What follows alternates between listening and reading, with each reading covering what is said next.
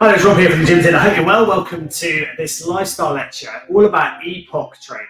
Okay, so if you want to burn calories fast, we talk a bit about HIIT training, high intensity interval training.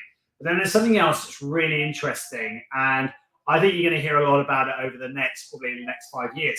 Some people out there do already train with things that measure METs or thermal effects of exercise. And there are things out there like MyZone, etc., and other brands out there that will measure your metabolic equivalents of METs. Ignore that for the moment. Let's come back to what we're trying to talk about here, which is about EPOC training. EPOC is the amount of oxygen that you consume post-exercise. So it's exercise oxygen, excess post-exercise oxygen consumption. So let's break that down again. So it's excess, it's the amount of excess or the amount of most post-exercise. So it's not during the exercise we're too worried about. It's about what happens afterwards. Oxygen, which is an element that we're very reliant on as human beings, and consumption. So the amount you process and you work through. It's brilliant. And so what we're worried about is how long it takes to recover from doing training sessions. So there's lots of research out there, maybe things like Dr. Michael Mosley, where they're talking about the fast exercise principles. Maybe doing like 20 seconds of fast, hard work on the bike, and then having sort of like 2 minutes recovery, repeating it 3 times over, working at very high intensity. Now, the idea behind it is we have 3 energy systems. So what we need to look at is the 3 energy systems that we got. In our muscles, we have in our energy systems, we have our phosphogen system, and that is energy that's ATP-PC. That basically means it's glycogen in your muscles that burns very quickly. The reason why we have that is when we were primeval, we had a fight and flight response. So if we were to be attacked, we can either freeze and be scared, or we can run away and run away from the attack. And that is our creating our phosphogen store. It's a free amount of energy that's there. In our day-to-day these days, it would be the same as trying to run to a bus before it goes and leaves the bus stop, for example, or trying to jump onto it. Okay, so it's a free energy source. It's available for around 10 seconds. Other research might suggest up to 50, 20 seconds, but the primal evidence around it suggests around 10 seconds of free ready energy. It is purely based off glucose. And that is the reason why your body loves carbohydrates. Okay? That's why you crave sugary items normally. So when you're feeling a bit lightheaded, your body can turn around to you and say, give me some more sugar, because perhaps you've been fidgeting, you've been anxious about stuff. And that's free, easy movement, quick movements from those muscles. Okay? And again, it lasts about 10 seconds. So that's your phosphogen store. The second form of energy that we have is something called glycolytic. Okay, and glycolytic uses carbohydrates as well to produce energy, but it lasts for about 30 seconds to around 3 minutes. Okay, so after about 10 seconds of that phosphogen store, it's all there ready to go, we can then start pumping in through the glycolytic system, which then gives another about 3 minutes of training.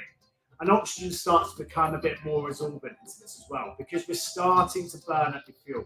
If you think about it as your fuel supply in your petrol tank, you've used the top layer that was quick and easy to use, and then we're starting to burn up more. And the glycolytic store carries on going through, but it still works without oxygen. Then we start looking at our third energy principle, which is the oxidative energy system. This is where we're starting to breathe heavy, yeah? You're working through your training. It's like when you go for a long distance run and now your lungs are starting to work really hard. We're burning up the energy sources around, and this is the energy that comes from fats and from proteins. Okay, and we're very good at working for long distances. You'll find that when you get, if you're going out for a nice long walk, you'll be able to go for it and enjoy it, and you'll be using your oxygen system to do it. And it's really important. Within the oxygen system, we have something called mitochondria in our muscles. Now, the muscles love developing and growing stronger. Mitochondria are the powerhouses of those muscles. The more mitochondria you have, the fitter you are. So if you're a regular long distance trainer, you will have more mitochondria in your muscles.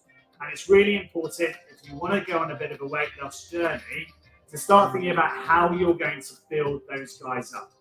And the reason behind it is the more they can work and produce off oxygen, the more fat you're going to burn in your body. So let's start talking about EPOC. Now, EPOC, if you can remember from what I've already said, is your so it's the excess post-oxygen consumption, okay, or post-exercise consumption. So you finished your exercise, and how much are you still breathing hard and respiring after that training session? So, in other words, how much are you now burning up the rest of your fat and protein stores for you to make a full recovery? And it's brilliant, because if you think about it in that terminology, the harder you've worked, the more repair your body needs to do. And it's quite clever. So when we hear about people going, I'm doing lots of long distance running, because they look at the physique of the long distance runner and go, I want to be like them, they're working predominantly off an aerobic system. But on a long distance jog, you might not be working at a high enough intensity to create this post-oxygen consumption requirement. So the intensity of your training over a long period of time is very important. So long distance runners might not burn an awful lot post-exercise, whereas people who have done some form of high intensity training and HIIT training will. And that post-oxygen training session can take between 24 and 48 hours for you to fully recover. EPOC results in some massive changes in your body. We resynthesize the lactate to glycogen, so we're burning up afterwards. Because remember that free running energy, that first energy system we talked about, is that free energy that's ready to go. That gets burnt up within 10 seconds. And if you're working at high intensity, yeah, it's going. Yeah, so that has to be reproduced. And sometimes when you've done a HIIT training session, a high intensity training session, you can get to the end of it and you think, I need a nap. And there's a reason. Your body needs to recover. It's really important. So if you are training, and this is really worth putting into your training sessions, if you're training and you're already tired and then you go and do HIIT training, maybe it wasn't the right training session for you, because by the sound of it, you already needed a nap. You didn't need to do something else to force you to need a nap, right? So think about your training relevant to that training session. It doesn't mean don't train. It means find something else that's relevant in that session, like a restorative stretch, a mobility method, maybe just a slower intensity body conditioning class, and work through those levels.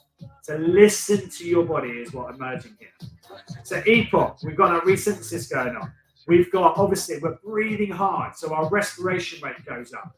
Remember that you've got like 12 ribs here, and in between each rib, you've got internal and external intercostal muscles, and they work incredibly hard. Our diaphragm works hard. Our serratus anterior, our scapula, they're all moving as well. Yeah, so breathing is brilliant, because without you realizing, you are using a lot of energy, right? So the higher you work on intensity, you're burning calories for free. That's cool, right? So then think about your heart rate. Your heart is the most important muscle in your body. You get that pumping hard, you're burning a lot of calories. Remember that the heart is a myocardium. Yeah, it's got a lot of muscle here, and it beats involuntarily. So the only way that you're going to increase it is to increase the amount of load that you're putting on your body.